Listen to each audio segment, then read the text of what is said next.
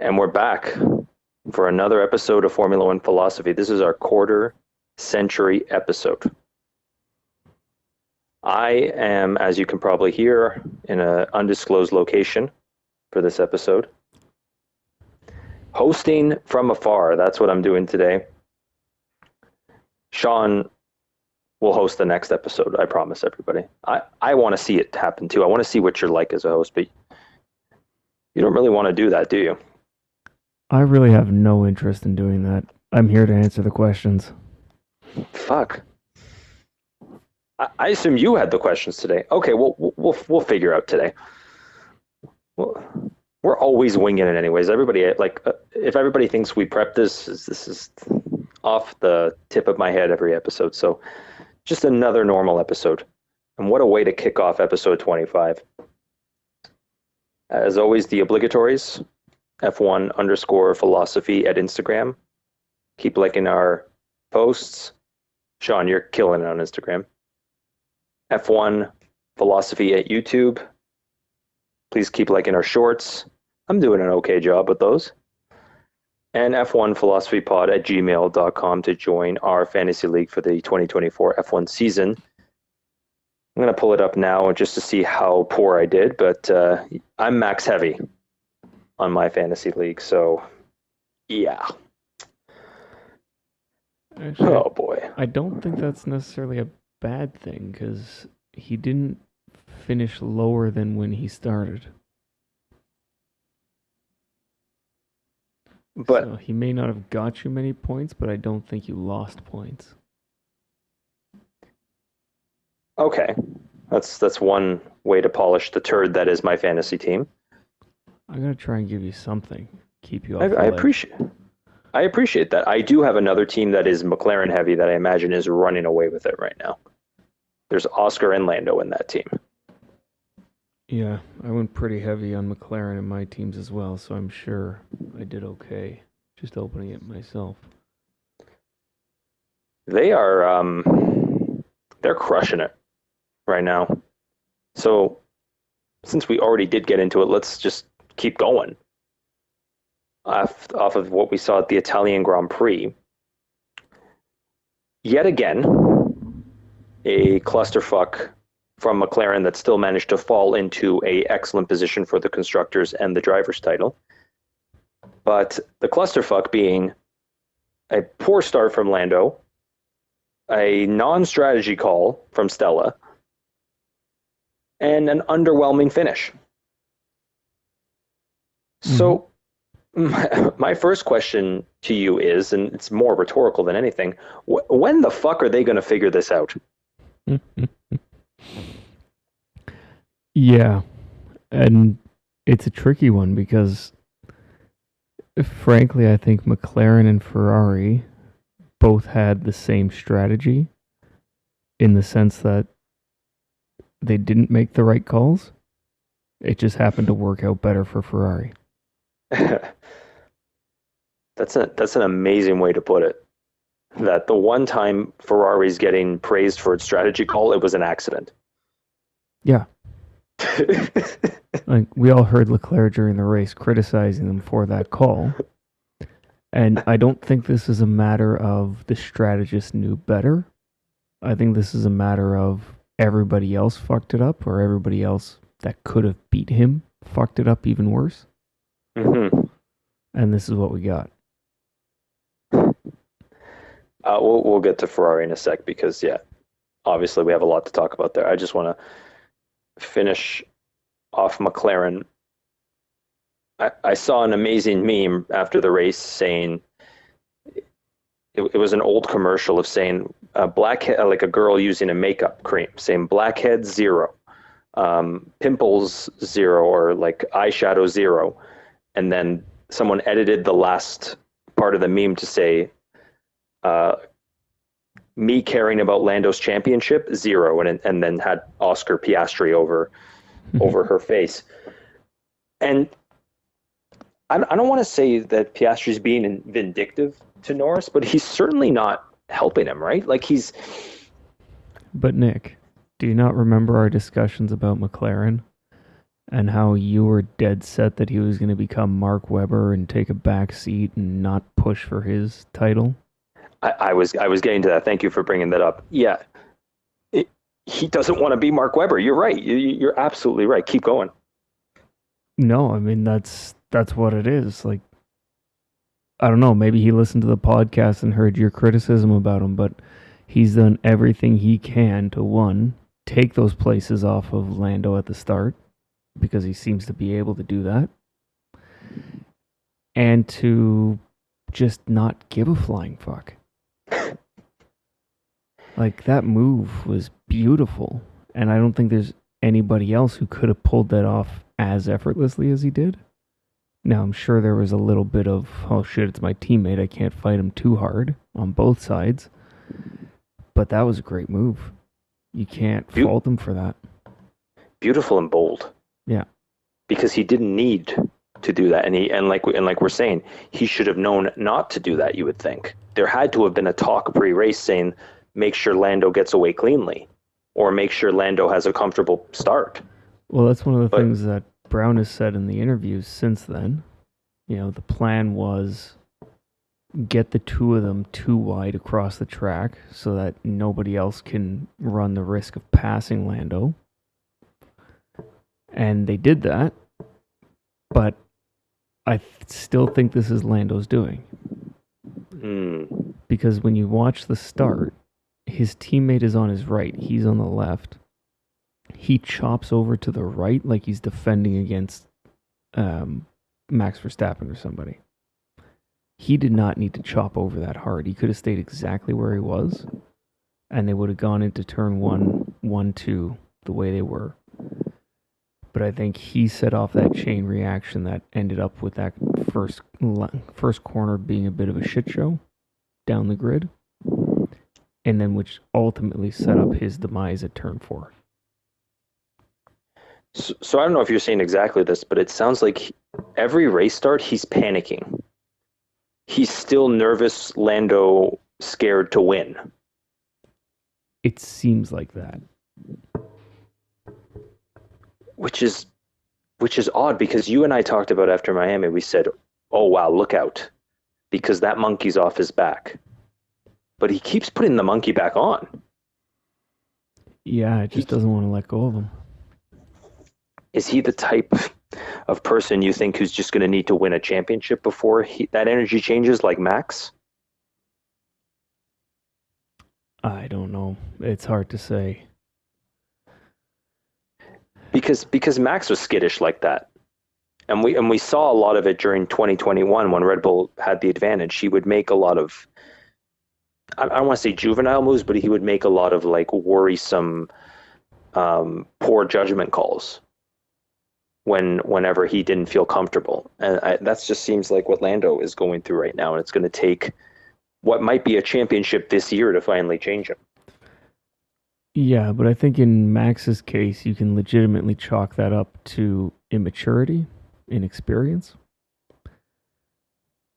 Whereas with Lando, he has a couple years less experience in F1, but really not that much less. He should be there already.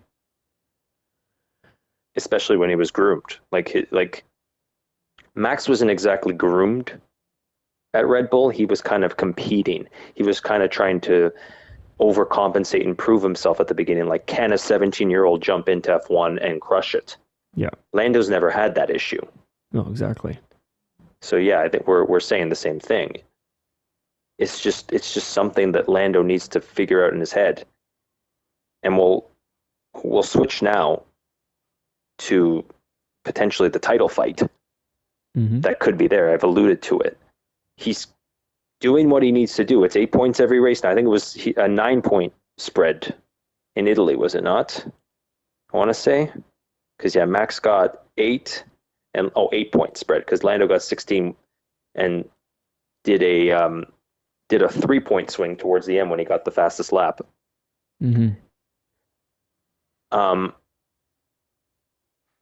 I said to you after Zandvoort that I'm not exactly a believer, that I think Max was trying to put the pressure on him and say, okay, You won this race. Go ahead. See what it's like to be not the underdog. What it's like to be the favorite. That theory is now completely wrong because I think there's legitimately a title fight now. I am now a believer that McLaren can pull this off, especially in the driver in the constructors. But the drivers, it's on. Yeah. So at the moment, Lando needs 7.75 points every race from now to the end of the season to The differential. Max. The differential between him and Max points every race. Yes. So realistically, to win, he's got to get 8 points every race. And with 8 races left, there's a ton of different ways that can happen. And go on. And likely. Like we mentioned in the last episode, that's assuming it's the two of them fighting for it. But realistically, it's not just the two of them fighting for it. Right? Like the gaps are bigger as you go down. But I would say there's probably a 5-way fight for the title. The most realistic being Max and Lando. Okay. Let's relax because we saw this after Monaco. And we'll start on them now. Ferrari is not in this fight. They are not in the constructors and they are not in the driver's title. Let's stamp that fire out right now. This is Charles Leclerc we're talking about, who just accidentally won a race, as we talked about 5 minutes ago.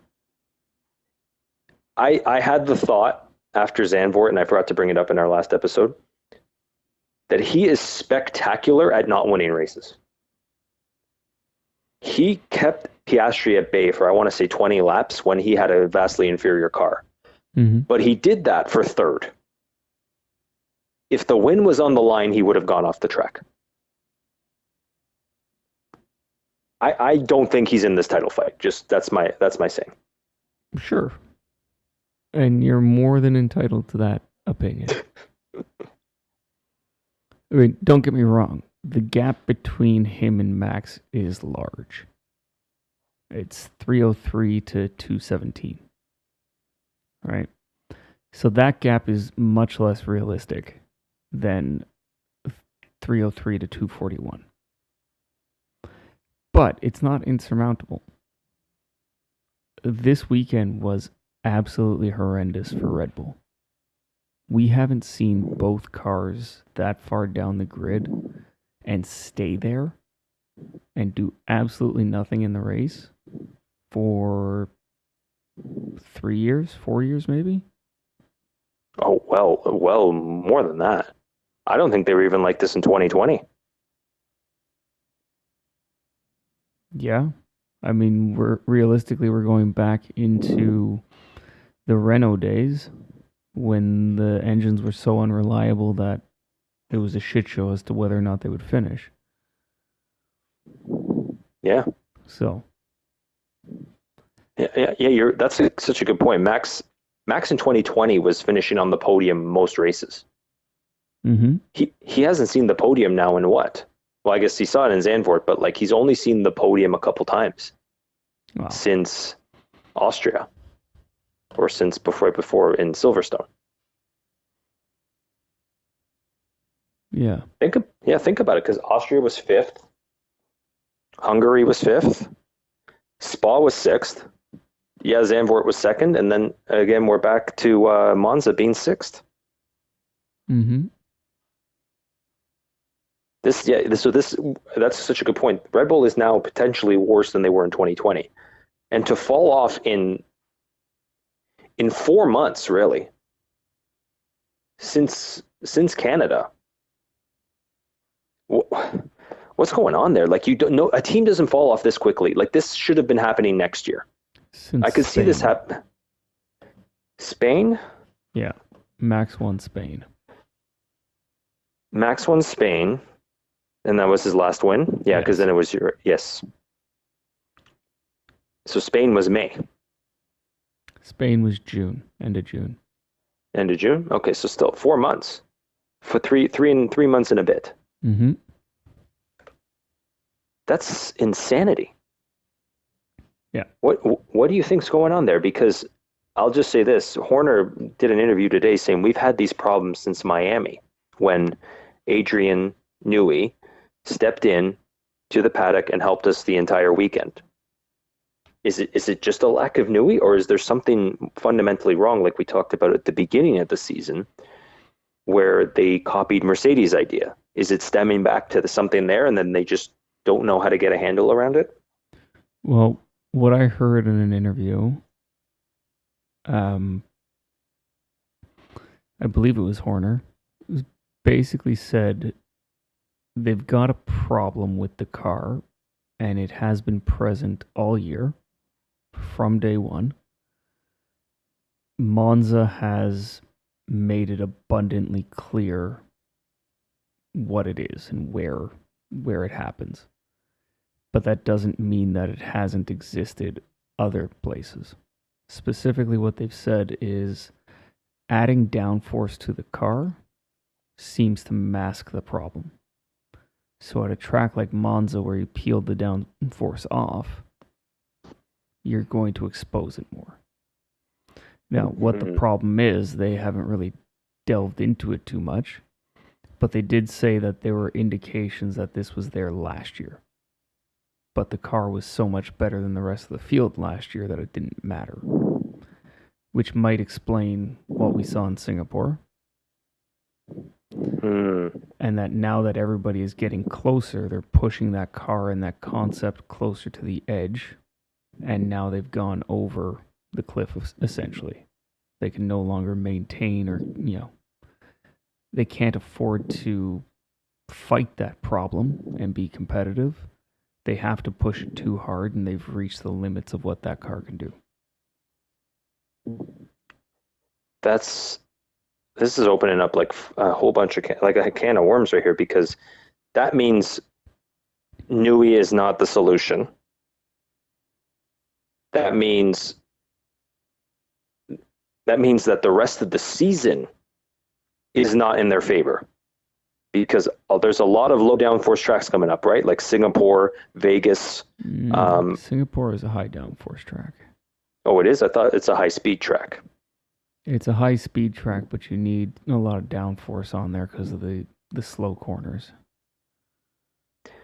Fair. So then the bumpiness will probably still mess with them, unless they've, like I said at the beginning of the season, they sacrificed the season just to win Singapore, which would be a miracle. Which we know that's not the case, because they've struggled at bumpy tracks. Yeah. And they got bailed out in Canada by a resurfacing. Right. Which didn't help them this weekend. But that's neither here nor there. Yeah. But that might also play into the same problem. So adding a whole bunch of downforce onto the car is potentially going to smooth out some of the problems that bumpy tracks will have. But at the same time, if you peel the downforce off for a high-speed track, that might expose the same problem on the opposite end. I'm still trying to work my head around what it is, but I think this does relate to, let's say, an Adrian Newey philosophy of having a stable aero platform. And we've talked about this previously before, where what Newey wants as an aerodynamicist is to have the car be the same regardless of the input around it. All right, because if we look back to the high rake cars that they used to have, the high rake is a higher rear end and a lower front end. Those cars were designed so that as they accelerate, as the speed increases, the downforce over the body of the car actually pushes the rear end down. So you almost, in effect, get this movable suspension component geometry that F1 tries to regulate out by going to a high rake car. You put on a whole lot of mechanical grip for low speed, and then you allow it to build up a really good aero platform by basically flattening out the car. So as you're at your optimal speed for the track, your car rides flat. And then as you slow down, that the back end comes back up and you're more into the mechanical grip of it all. You can't do that with these ground effects cars. That doesn't work. So what Nui wants as far as ground effects goes, and what everybody is essentially trying to strive for with ground effects, is to not have the chassis move. Is to keep a consistent ride height across all operating conditions. And the only way to do that with these types of cars is to spring them really stiff so that there's barely any suspension travel. Because as the load builds up on the body and under the floor, it wants to suck it down to the ground. And then that's where you get the porpoising and the bouncing, is as the car gets too low, the aerodynamics stall out and it lifts up again. And then it basically does that over and over and over. And that's the bouncing that you see. And a higher speed will make that even worse. It's like a powerful Mercedes engine, which struggled with it the most in 2022. Yeah, and there's a lot more than just the speed and the power of the engine. It's the overall aero platform. Which that's why Singapore was such a nightmare for them last year, because that Red Bull was sprung so stiff and the aerodynamics were so dialed in that everywhere else you could get away with the stiffness, right? Because a stiff suspension is not great. A stiff suspension makes it want to slide both in understeer and oversteer. But you have a driver who can manage it, and you have most of the tracks that can accommodate it. And that car seemed to be miles ahead of everybody last year. Now this year, same general concept with an improvement and a slight change in philosophy, seems to have allowed the rest of the grid to catch up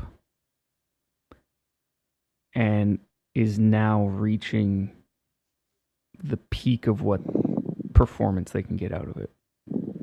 Right? I think the car is too stiff, and I think it's come back to bite them in the sense that they no longer have the sensitivity or the resolution to tweak it the way they need. Because like you've talked about in the past, Max needs a specific front end. Yeah. So if you, I'm just guessing here, and correct me. So I'm guessing if you mess with the suspension, you mess with the front end? Yeah, I mean, that's a very vague general statement. But yeah, so you went from a car that Max was extremely comfortable in. You've now tried to push it even further in the performance window, and you've gone over the cliff, right? Sorry, go on. No, you've pushed it to the point where you just can't get anything more out of it, and you actually start going the opposite way. Mm. And that's something that we don't see very often in F1 because the rule sets change so frequently. But in this case, we haven't had a huge change in regulations. Right? They've done everything they can to keep it as consistent as possible. And I think this is what the convergence looks like. You've got one team that's gone over that performance edge without finding a new way to improve on it. And you've got everybody else catching effectively where they were last year.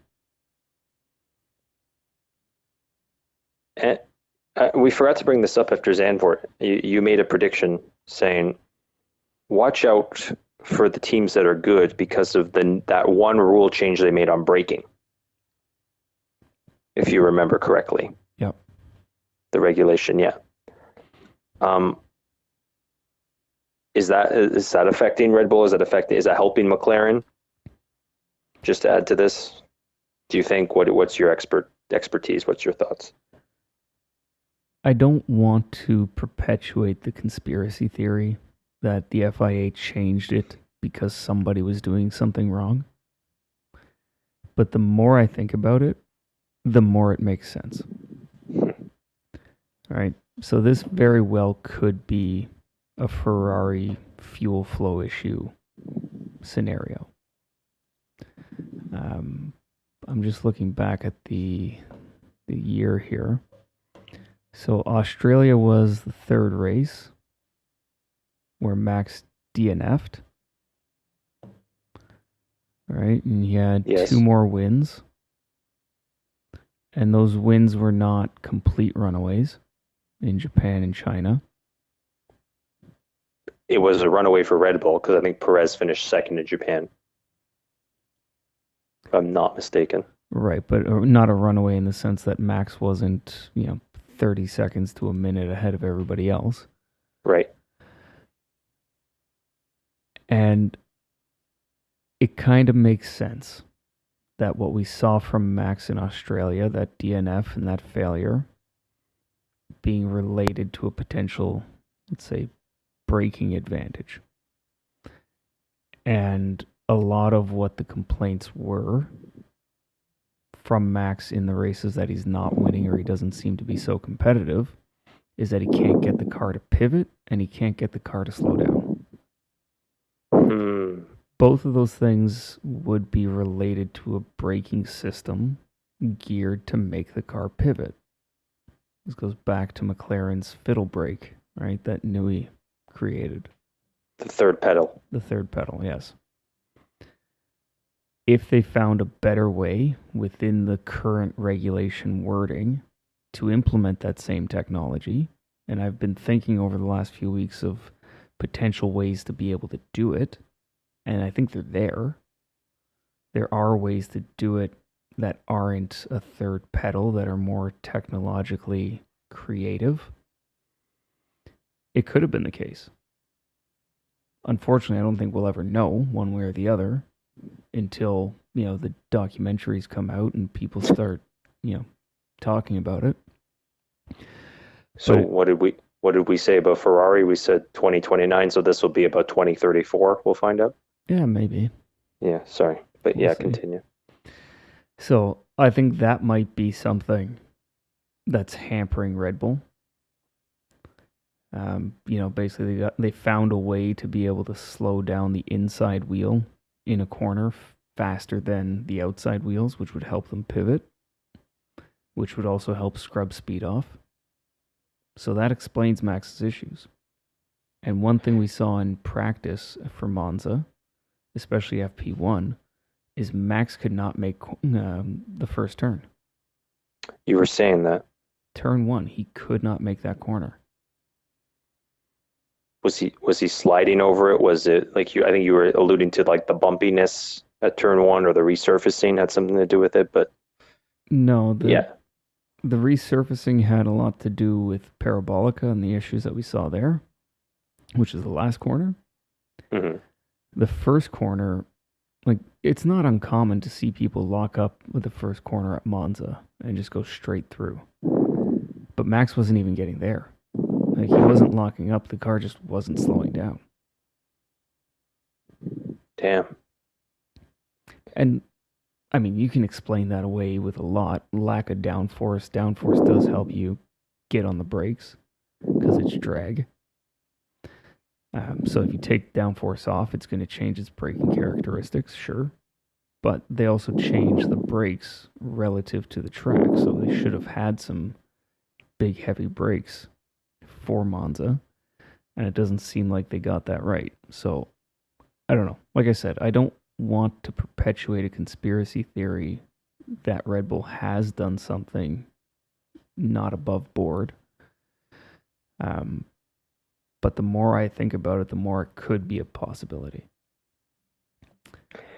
That sure does take the luster off of Max. And I think that's probably why they're keeping it quiet. Because he still is the face of a Formula One for the time being. Yeah, but I don't even know that it takes anything away from Max because Checo couldn't manage it. I was getting to that, yeah. That's a good, fair point. It's just, it seems like Max really needs a specific car to be comfortable. And it's interesting. It's just, the best parts of the best drivers are often their downfall. You know what I mean? We talked about Schumacher, Senna. We've talked about Verstappen in the past, how they can help develop a greater car. Mm-hmm. but when it doesn't go their way, it's it's horrifying to watch. Like it's awful to see it's the downside. Yeah. And I feel for him, but I also feel at the same time he has more to give and he needs to go through this struggle to get better. Oh, absolutely. Yeah. And I said it to you, we talked on Saturday for a little bit. He had 3 more tenths in qualifying. So I think he knows how to manage this still to a point. But I alluded to the fact that maybe when he gave some information to Red Bull in between Q2 and Q3, that the engineers didn't know exactly what he was asking for. But you commented with something, and I'll give you the floor to say that why that may not be the case. I'm not sure I know which comment you're referring to. Oh, I think you were just you were saying that whenever the engineers tinker, it's not as it doesn't make it. It's not as sensitive as we may seem. Like he's not going to lose 3 tenths from tinkering. But you can explain it better. Yeah, and I mean, I'm gonna temper that a little bit.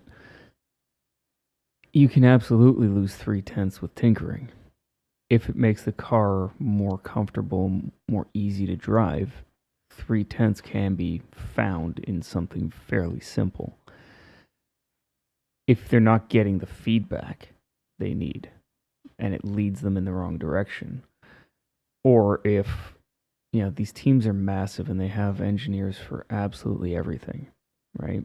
So if an engineer gets a piece of information, it's similar to an analogy that doctors use, right? You get one patient who talks to 3 doctors of 3 different specialties. Each doctor is going to find a diagnosis in his own specialty. Mm. And these teams and these engineers that are involved are all very much the same, right? You have performance engineers, powertrain engineers, chassis engineers, aerodynamicists. They're going to have 4 different ways to fix the same problem.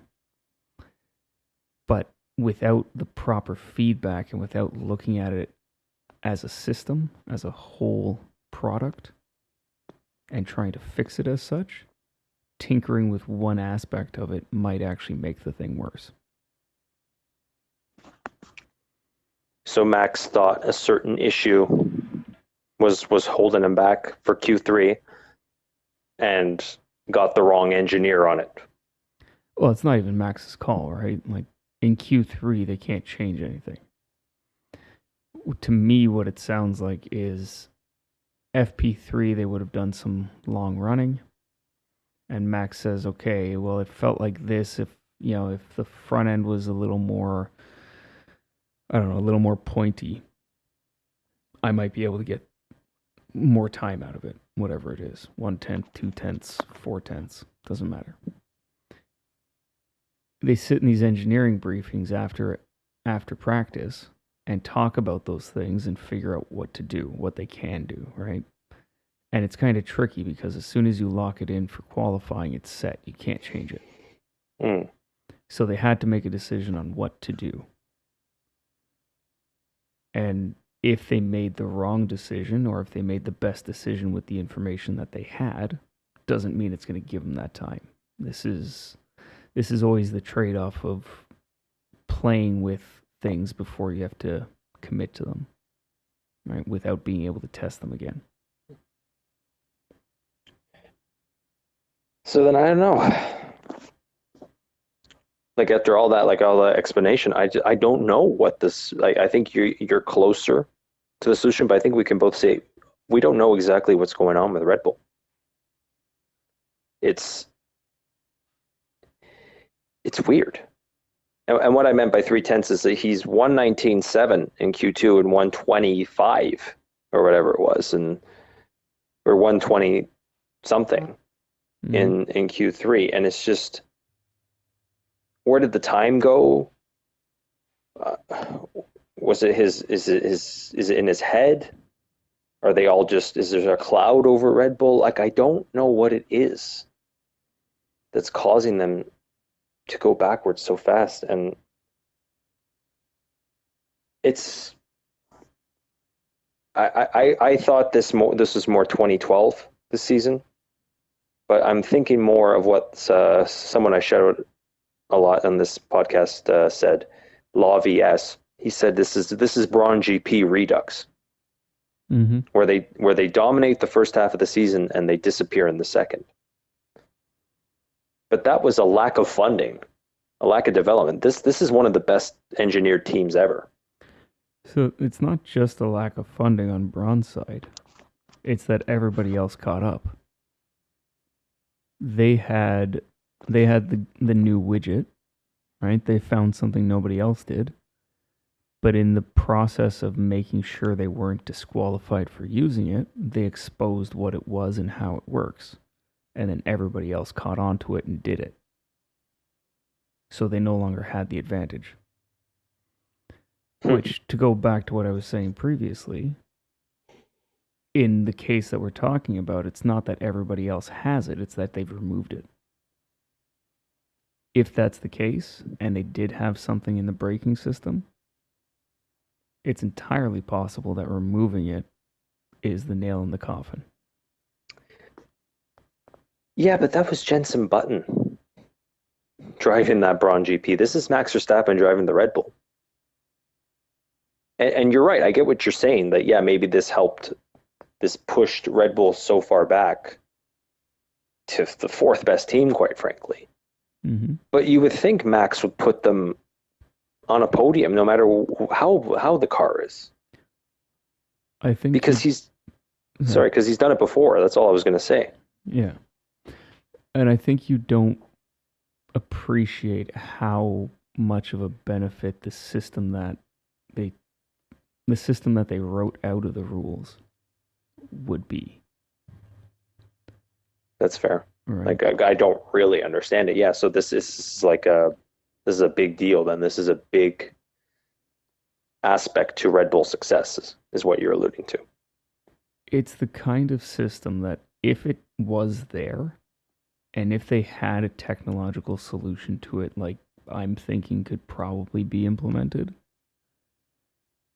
it would make the car foolproof, really. Which doesn't explain why Sergio couldn't drive it, but that might be a Sergio-specific problem, right? This could be that Max is the driver we all think he is, and whatever potential braking system was in place made the car so beneficial that it was able to work around all the other problems with the car. And then now you take that system out and it has no benefit. It's just got a whole, fist load of problems. So Max is so what you're saying is Max is overachieving, but this Red Bull is awful. Red Bull might even be worse. This might be one of the worst Red Bulls. Like a Red Bull that can barely muster a top 10, and Max is getting 6th. I'm not saying that. You're saying that based on my input. I'm just putting out some speculation based on hypotheticals. So, anyway, I don't have an answer for it. I can only speak to, what's out there in the world and what we're seeing on the track. And it's concerning to say the least. Title fight is definitely on. Yes. And I just want to say one thing to Max and one thing to Sergio. For Max, you and I have speculated that he is Michael Schumacher and Ayrton Senna combined. And this season, we're definitely seeing that. We see the best aspects of Schumacher, the best aspects of Senna, and then the worst aspects of Schumacher, like the crash in Austria. And the worst aspects of Senna by after the race saying both championships are unrealistic in this car. You are 64 points ahead. Act like it. I don't like you and I have just talked this out the past 30, 40 minutes that, the car may be that bad, but act like you're ahead. Act like the champion you are. Don't start acting like an emotional baby. Not right now. If anything, you need your head on straight for these next 8 races.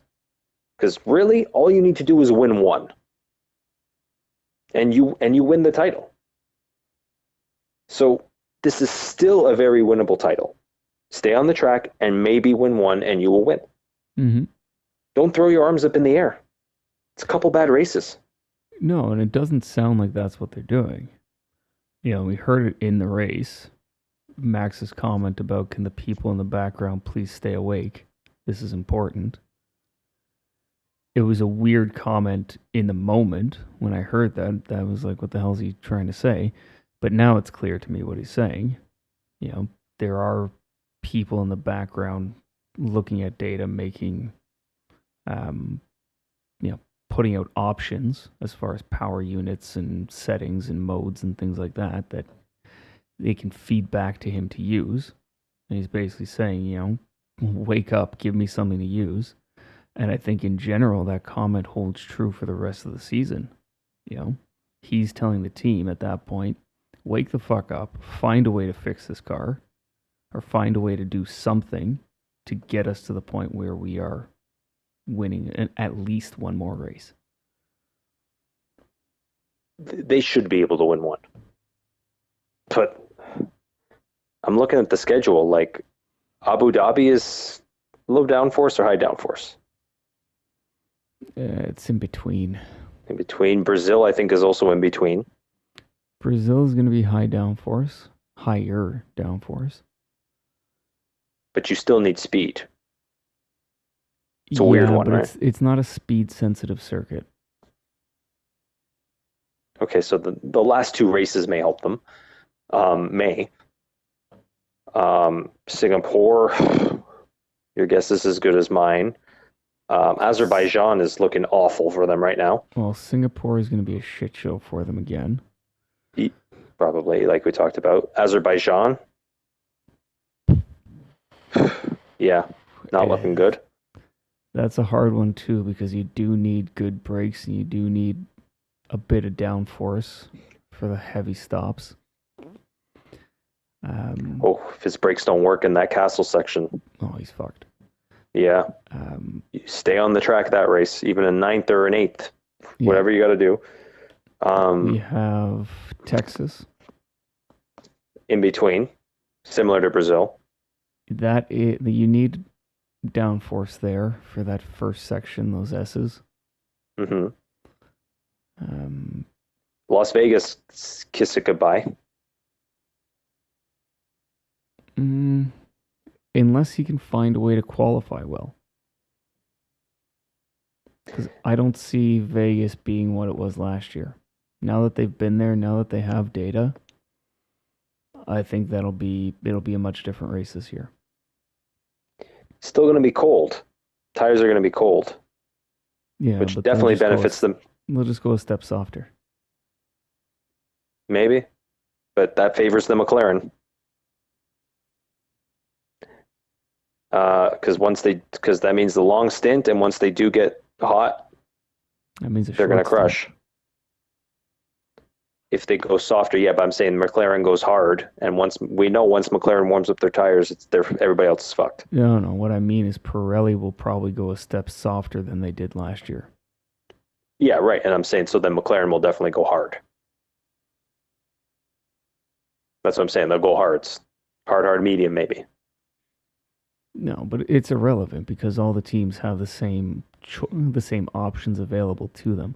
What I mean by saying Pirelli will go a step softer is that the issues that we saw and kind of the drama that we had in that Las Vegas race, that first Las Vegas race, was driven by the fact that there was no data for the track. There was no real data. And they didn't know what to expect from the temperature and the tires. Now that they have that data, they will try and make it so that the tires warm up faster. And that the teams now have real life data to feed back into the simulator. So we liked what we saw in Las Vegas last year. Now I think Las Vegas falls back into relegation as a track that really is just a pig, literally and figuratively. That's fair. Okay, I thought I was understanding, but I wasn't. So What I meant is it doesn't matter. So so then Las Vegas is in your mind a toss up. Yeah. Okay. But if it is bumpy, then we're into another Singapore. Qatar could go either way. I don't have a good read on Qatar. McLaren seems to like that track. Sure. I'm just saying it's going to be tight. It will be tight. Absolutely. All right, we hashed. Sorry, what else would you like to say before we go? One more thing for Red Bull. I watched the race back in Max's onboard, which was actually extremely boring. Apparently, if Max isn't yelling at somebody, he's not saying anything. Because I think he had maybe 30 seconds worth of dialogue in that entire race. Wow. So not a whole lot happened on his radio. What I did hear, though, is that they took performance away from him. So the powertrain engineers would have seen something that they didn't like, and they reduced the available power for him. And that was probably about the 50% mark of the race that happened. And he kept asking for it back as the race progressed, and they would not give it to him. Interesting. So that goes back to the Honda powertrains seem to be struggling. Which we talked about last week. Yeah. Wow. And that also explains, which I was baffled, his fastest lap catching Mercedes by like a second and a half and then disappeared. Mm-hmm. Wow. Okay. So maybe they're sacrificing parts of the season to keep the whole together. We'll see. We'll see. Yeah. Amazing. But I think that's enough for Red Bull. Yeah, we took away from Ferrari, which I'm kind of happy about. Because, fuck Ferrari. And to anybody who thinks that they're going to start turning around, just look back to very recent history. And I didn't know that I must have missed that part that Leclerc didn't like the strategy at first. Mm-hmm.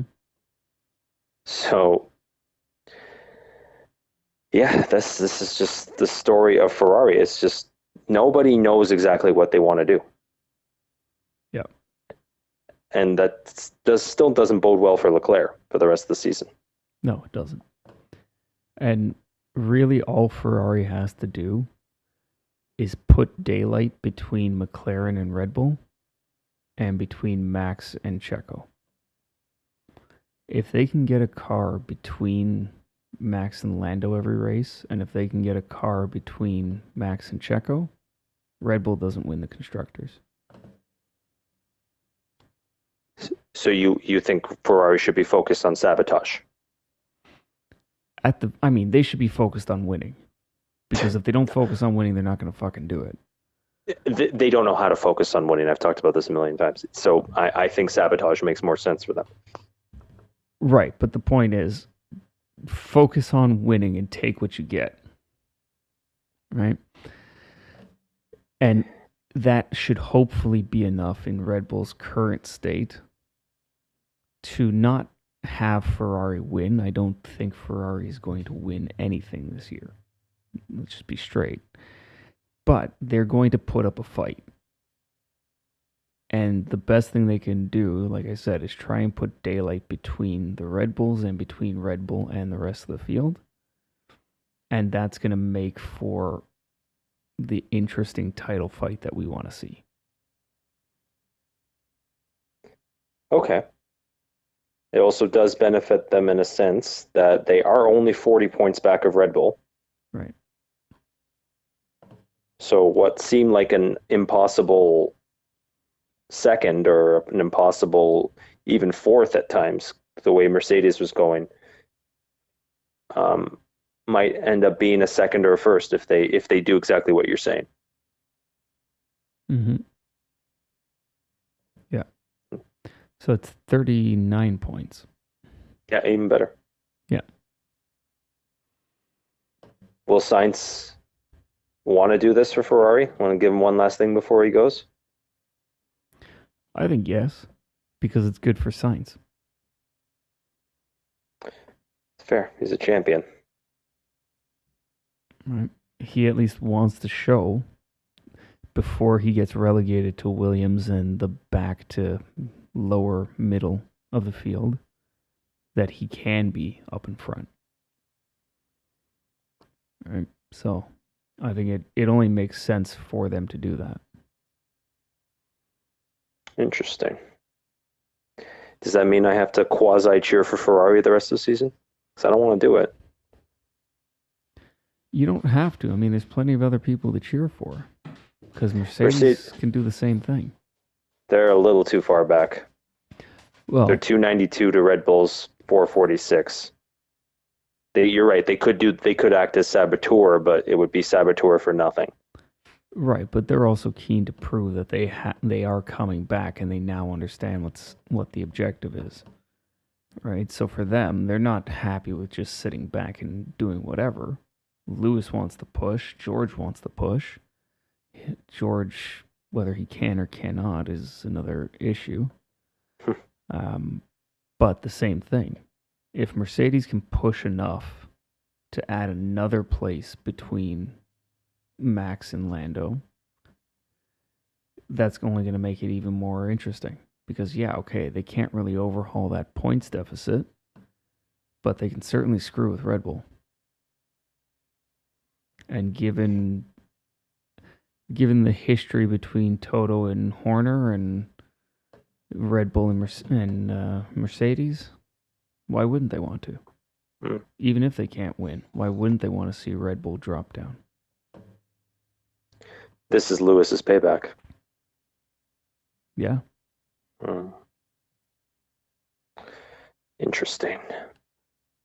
Before we get to Mercedes and what the fuck is going on there, you mentioned Williams. Mm-hmm. Albon with points. Colapinto with 12th. Yep. What do you think about that? He didn't do so good in qualifying. I'll admit he was lower than I wanted him to be in qualifying. But I think that was a conservative move. I think he played it safe and he didn't want to bin the car in his first qualifying. Crashes are okay now, as we'll get to. So he could have if there was ever a time to crash, it was that weekend. But yeah, go on. But in my books, he did the right thing. Right, he qualified not great, but he ran his own race, and he ran it in a way that got him a 12th place. Which, yeah, sure, there's no points. But who did he beat out? He beat out the Sauber. He beat out the Saubers. Let's just pull it up here. Beat out the Alpines. He beat out both Alpines. Beat out Hulkenberg and beat out Tsunoda DNF'd. Yeah, Tsunoda was Stroll. Stroll and Ricciardo. Yep. Past Ricciardo. Yep. Yeah, I'm not saying I'm impressed. As Nick's law, 12th place means nothing, but I'm not impressed. Right. And I mean, he was a ways behind Fernando. Actually, was he? He was 13 seconds. 13 seconds. Yeah. Okay, so at the end he was a ways behind, but he ran with Fernando for a little while in the race. Like, he wasn't miles away. We've seen worse performances from Kevin Magnussen this year. Most of the year, frankly. This weekend. Well, I know K-Mag finished 10th. Should have been 9th, but...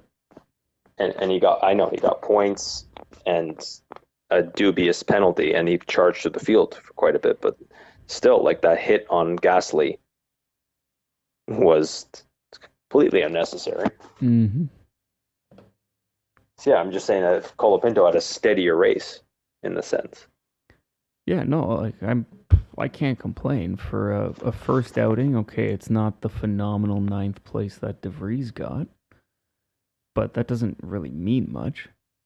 This was a well performed race by a rookie who has only had an FP1 session and this weekend. And he finished, there's two people between him and Alex. If this was Logan Sargent, we would have called this a good weekend for Logan Sargent. Two Yeah, places away from Albon. yeah, I completely agree. And not to put a damper on Colapinto, Sargent did have a good first race in Formula One as well Sure. at Abu Dhabi, not Abu Dhabi, Bahrain. Mm-hmm. Something similar. I think he was 12th or 13th. Would Yeah. Sargent have finished higher than Colapinto, you think, if he was here? No.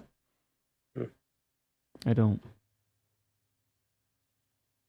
Interesting. I don't. We'll never know. I think he might have, because if there was ever a time for Williams to have a good race all around, it might have been this one. But let me just pull up the 2023 Italian Grand Prix results to see if I have any basis in that comment. Because if I remember correctly, he finished like 16th.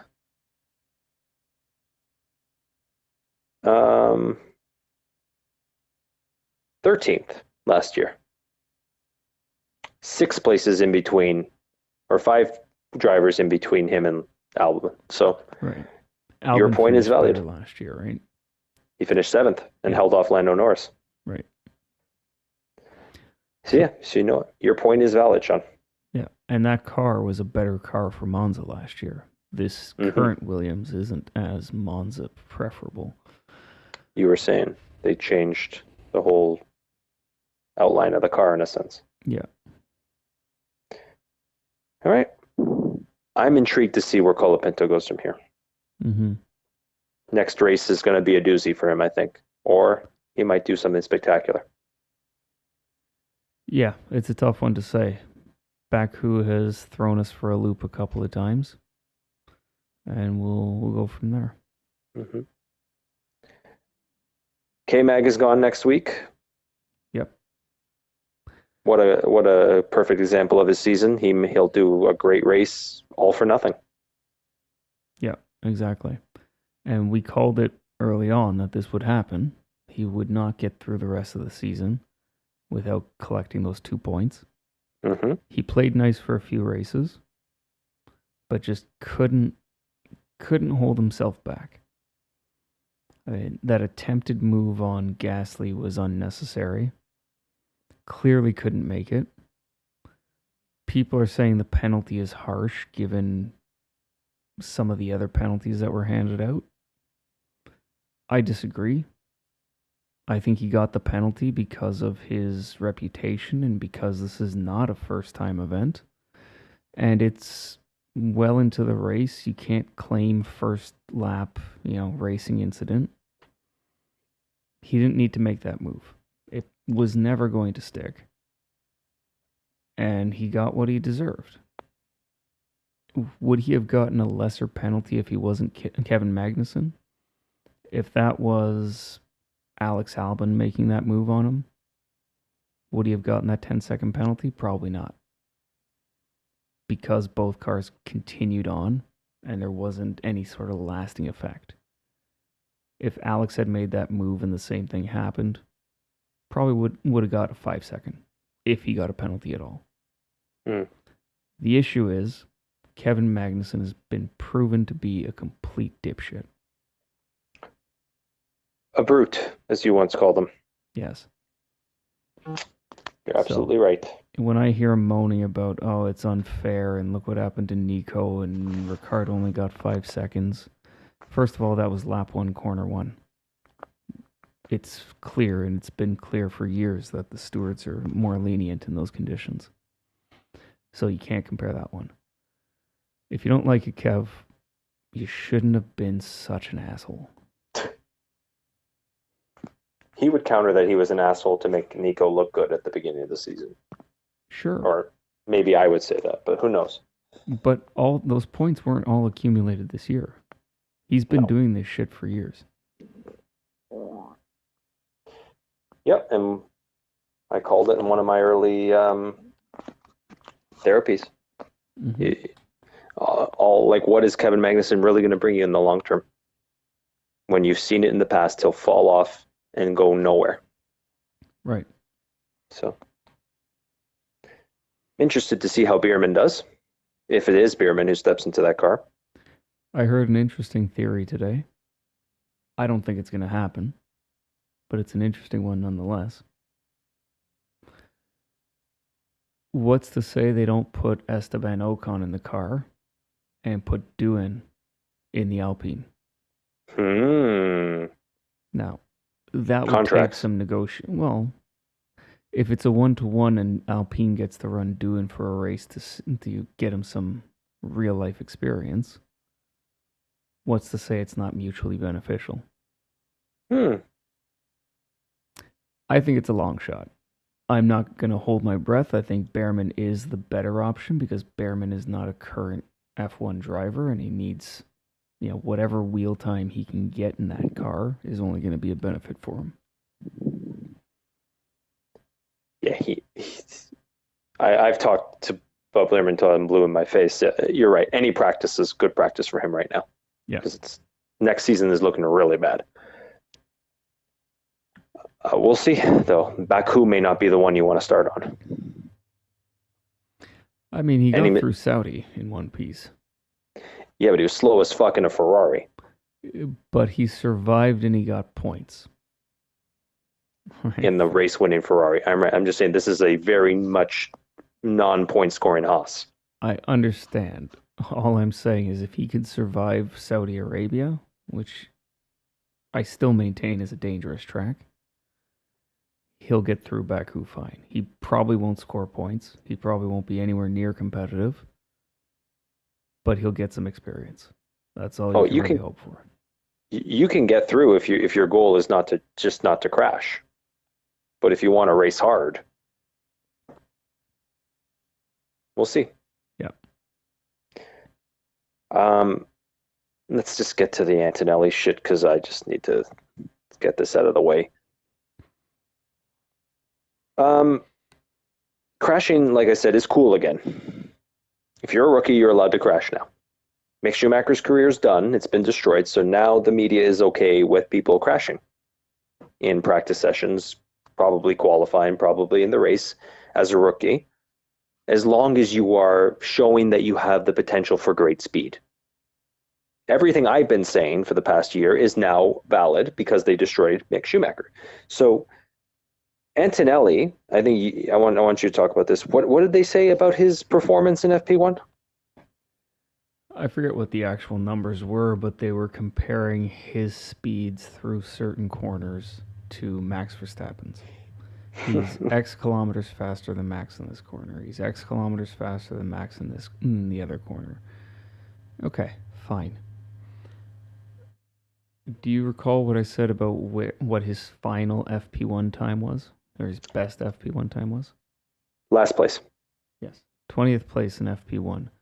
5 laps on the board. He bins the car. Everybody's raving about how fast he was and how he put it into P1 on his first flying lap. His first fucking flying lap before anybody else had really set a time. Yeah, there were other times on the board. And it was a good time for that point in the track.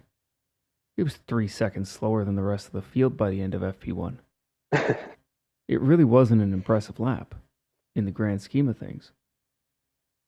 If that was Daniel Ricciardo, if that was Alex Albon, if that was Sergio Perez and they ended up 20th place 3 seconds off the pace, you would have said, oh, what's wrong with them? So don't make excuses for the kid. Don't pull up data to show he's faster than the championship contender, who, by the way, did not have a good weekend and who was not fast in practice. Why is he your benchmark? Compare him to Lewis. How much faster was he than Lewis? Still doesn't defeat the point that he's 3 seconds slower. And I don't hate Antonelli. I hope he does well. But don't try and make it sound better than it is. If you want him in that car, just tell us you want him in that car. That's all there is to it. And this is what I've been saying about Bierman all year, because you're right. Remember the benchmark when Bierman was in Saudi Arabia? It was, he's only 3/10 behind Lewis when he finished 11 in qualifying. Lewis was in a much slower car. And Lewis wasn't exactly having a good weekend in Saudi Arabia. Right. And so I made the point then, they're just upping the propaganda because they want him in the car for some reason. There's something about him that they want Bierman in F1. Now the same logic is being applied for Antonelli. For some reason, they need him in F1. And like you said, I want to see him succeed too. But not at the expense of you slapping me across the face with bullshit. Don't lie to my face about his potential or what he's doing with every little last thing. Just report the goddamn facts. He had a bad FP1. Yeah. It happens. It happens. It's okay. Like Toto said, it's all good. Yeah. He may have all this potential. He just didn't show it this weekend. And that's fine. Well, I'll even go so far as to say he did show it. He showed what he can do. But he also showed his inexperience. Because that accident is likely a result of the speed he was carrying. Right? They're hyping it up that, he's faster than Max. He's faster than Max. Okay. There's probably a good reason why Max wasn't holding that speed through those corners. And where did that speed end? In the barrier. He snapped, a high-speed snap going into Parabolica, and couldn't catch it. You know who did catch the exact same thing? Franco Colapinto. Exact same high-speed snap. Probably not going as fast. Sure, I'll give him that. But the car snapped in the exact same way at the same point in the track. Colapinto went off track, kept it out of the barriers. Now, Antonelli and Colapinto have very similar levels of experience. Partial F2 season. Antonelli did F3, sure. Colapinto did F3, not Antonelli. Colapinto did F3, yes. Antonelli did not. That's the only difference in experience. Colapinto kept it out of the wall. And I'm going to hazard a guess that the Mercedes probably has better handling characteristics than the Williams. I don't know that for sure, but just based on what we see from the two cars, I would think that the Williams is probably easier to recover than the Mercedes. And it didn't happen. Right? So don't buy the hype. Let them prove themselves in F1 when they get there. And if Antonelli is as good as he says, if Antonelli is as good as Toto tells us he is, he will show it next year. Don't buy any of the bullshit this year. For someone who worries about the constructors so much, he's given up on the constructors by going with Antonelli. Like, hopefully long term, he's thinking, we'll win it back. And that's one thought. But the other thought is, what is George Russell's place? And he must be thinking, this is how I became famous. The hype train. He must be watching it going, this is what they did for me. Am I already done? Where does he go from here? Like, how do you sign him after this? He was supposed to be the future of Mercedes. Mm-hmm. And yeah, speak to whichever point you want. No, and I don't really know. That's the hard part. Like, I don't know if it's that Toto is so blind to George Russell's nonsense that he just can't see that George isn't going anywhere, and that he totally believes that George is the next Lewis, which he isn't. Not even close. Antonelli, okay, if you're pinning your hopes on he's the next Verstappen, that might be the case. It's yet to be seen. There's no data to support any of it, frankly. If he is, then George is, been relegated to, I don't even know what you want to call it, relegated to the dumpster. Toto's basically said, okay, thanks, George. We kept you in Williams for 3 years to put you in the Mercedes to make sure you were ready for the Mercedes. Thanks for nothing. You haven't done it for us, so we're going to bring in a 17-year-old kid who's got zero experience and maybe some talent. See ya. So, I mean, best case scenario for George is he sticks around at Mercedes until he retires, and then there you go. But there's no way they win the constructors with George and Antonelli unless Antonelli really makes it happen. But if he's the next Verstappen, that's 7 years away. Just to put it in perspective. I mean, not necessarily. In Verstappen's case, they were fighting with a car that wasn't there for a number of years. Right? They didn't have the engines. Mercedes is fighting with a car that's not there. We're hoping, you're saying maybe 2026 they find something because of their engine? No, I'm saying Mercedes think that they've found it now. And the indications are that, they have found it.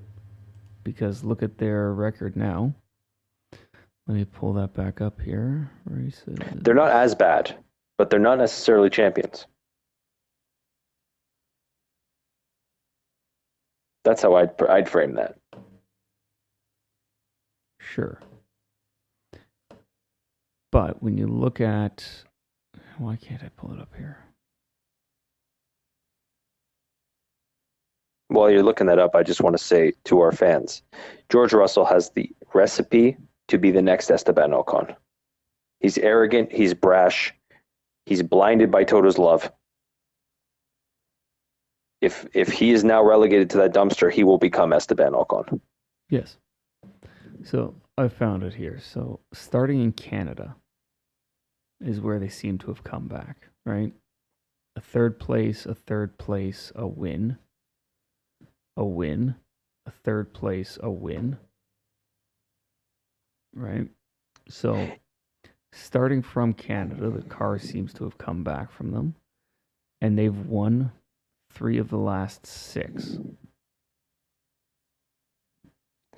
That's fair, but there's also they have these bad races. Like, well, they're not the Mercedes that they used to be. And they're maybe on par with Red Bull now because Red Bull's fallen off a cliff.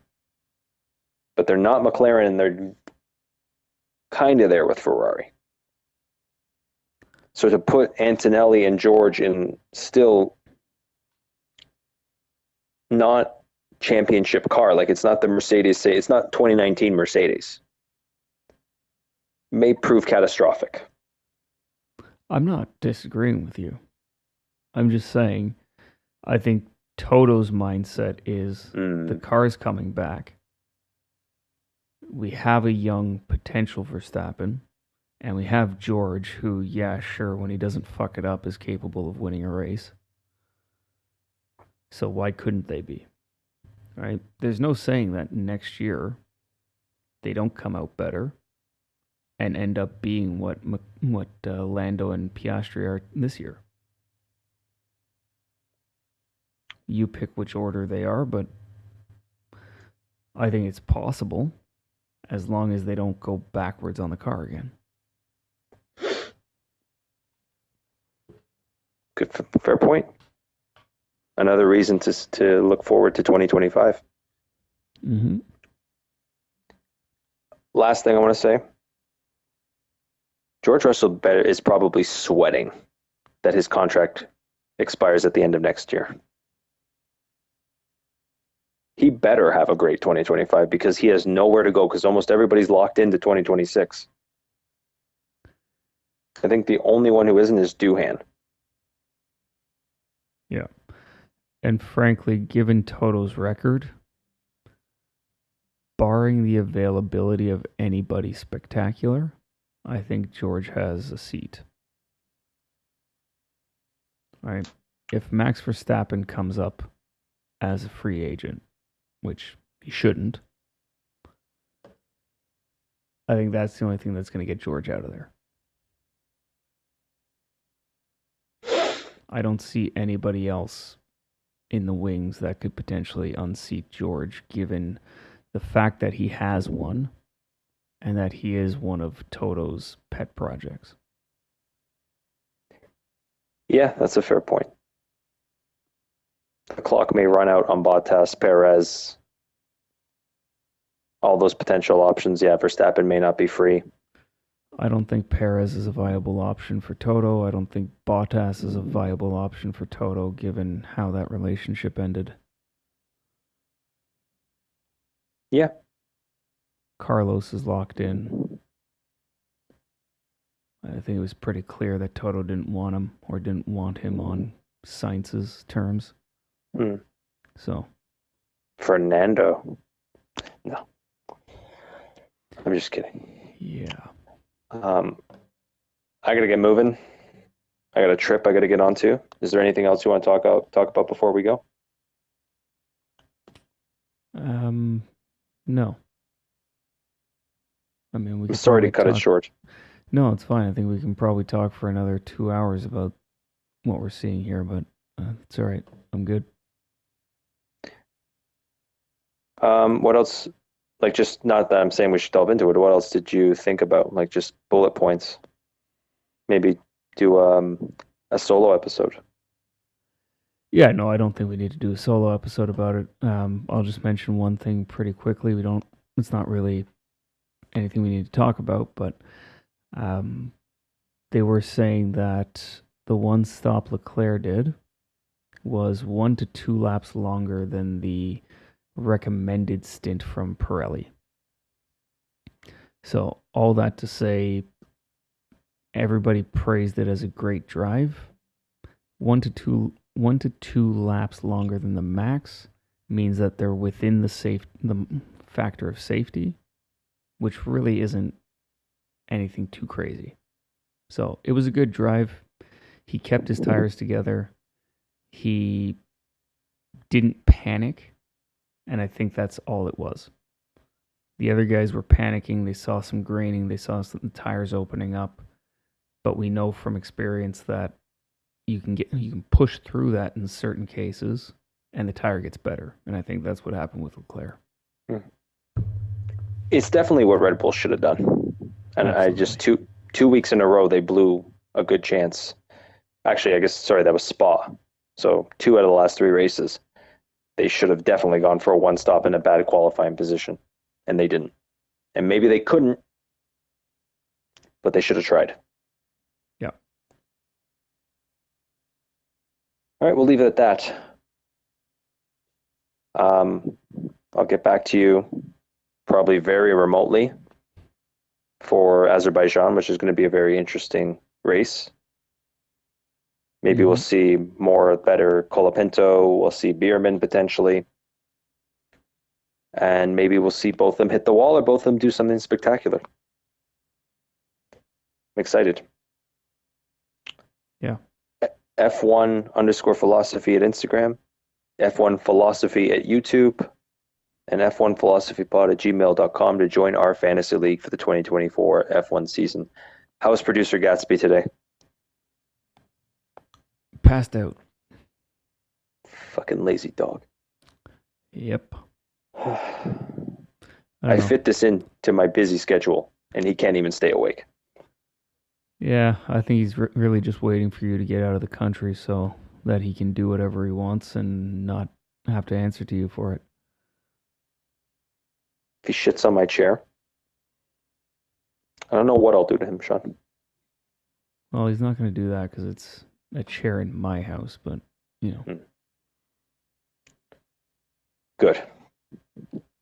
I'm leaving the chair in a good place. All right. Anyway. On that note. Good night, have a good night, everybody. We will see you all when I get back. All right. Night, everyone. Night.